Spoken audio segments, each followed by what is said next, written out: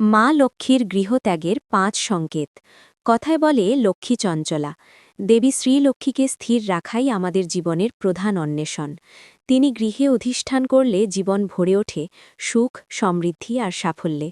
কিন্তু আমাদেরই কিছু ভুল আচরণে দেবী কুপিত হয়ে গৃহত্যাগ করেন, যার ফলে নেমে আসে দারিদ্র্য ও অশান্তির অন্ধকার।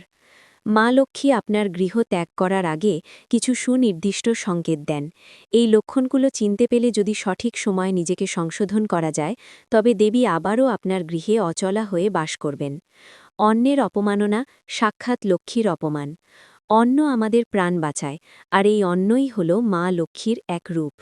অন্যের অপমান করলে দেবী অত্যন্ত রুষ্ট হন। ভুলগুলো কি? খাবার ছড়িয়ে ছিটিয়ে খাওয়া, পাতে খাবার নষ্ট করা, অন্যের থালায় পা লাগা বা প্রয়োজনের অতিরিক্ত রান্না করে খাবার ফেলে দেওয়া। প্রতিকার: অন্নকে শ্রদ্ধা করুন, অপচয় বন্ধ করুন। প্রতি বৃহস্পতিবার ভক্তি ভরে লক্ষ্মী পূজা করে নিজের ভুলির জন্য ক্ষমা প্রার্থনা করুন। বয়োজ্যেষ্ঠদের অশ্রদ্ধা: যে গৃহে বৃদ্ধ বাবা মা বা গুরুজনরা অবহেলিত হন, সেই গৃহ থেকে লক্ষ্মী অতি দ্রুত প্রস্থান করেন। সংকেত: পরিবারে বড়দের সাথে অকারণ অশান্তি বা তাদের সেবা যত্নে অবহেলা হওয়া। প্রতিকার: মনে রাখবেন, বার্ধক্য প্রকৃতির অমোঘ নিয়ম। বড়দের আশীর্বাদই গৃহের উন্নতির চাবিকাঠি। তাদের কাছে ক্ষমা চেয়ে প্রাপ্য সম্মান ও সেবা ফিরিয়ে দিন। চারিত্রিক স্খলন ও ব্যভিচার: কাম মানুষের বিনাশক রিপু।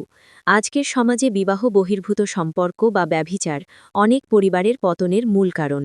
সংকেত: পরিবারের নৈতিকতার অবক্ষয় ঘটা লক্ষ্মী বিদায়ের অন্যতম বড় সংকেত। প্রতিকার: অধর্মের পথ ত্যাগ করে ঈশ্বরের কাছে শুদ্ধ মনে ক্ষমা প্রার্থনা করুন। পবিত্র জীবনই পারে দেবীকে প্রসন্ন করতে। অপরিচ্ছন্ন পরিবেশ: মা লক্ষ্মী শুচিতা ও পবিত্রতা পছন্দ করেন। নোংরা ও অন্ধকারাচ্ছন্ন ঘরে অলক্ষ্মীর বাস হয়। কি করবেন? সপ্তাহে অন্তত একদিন বাড়ির ঝুল ও মাকড়সার জাল পরিষ্কার করুন। ঘরে পর্যাপ্ত আলো বাতাস প্রবেশের ব্যবস্থা রাখুন। ঠাকুরঘর যেন সবসময় তকতকে থাকে। মনে রাখবেন, বাসি কাপড়ে ঠাকুরঘরে ঢোকা বা বিছানায় বসে খাওয়া অত্যন্ত অমঙ্গলজনক।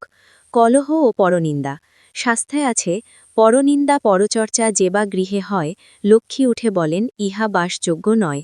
লক্ষণ: ঘরে সারাক্ষণ ঝগড়া বিবাদ, হিংসা এবং অন্যের নিন্দা করা। প্রতিকার: কলহ ত্যাগ করে শান্ত পরিবেশ বজায় রাখুন। যেখানে পরশ্রী কাতরতা নেই, মা লক্ষ্মী সেখানেই স্থিত হন। দেবী লক্ষ্মীকে প্রসন্ন করার মহা ঔষধি 3টি শক্তিশালী মন্ত্র। আপনার গৃহে ধন ধান্য ও শ্রী বৃদ্ধি করতে নিয়মিত এই মন্ত্রগুলো পাঠ করতে পারেন। মন্ত্রের নাম শক্তিশালী মন্ত্র: ১.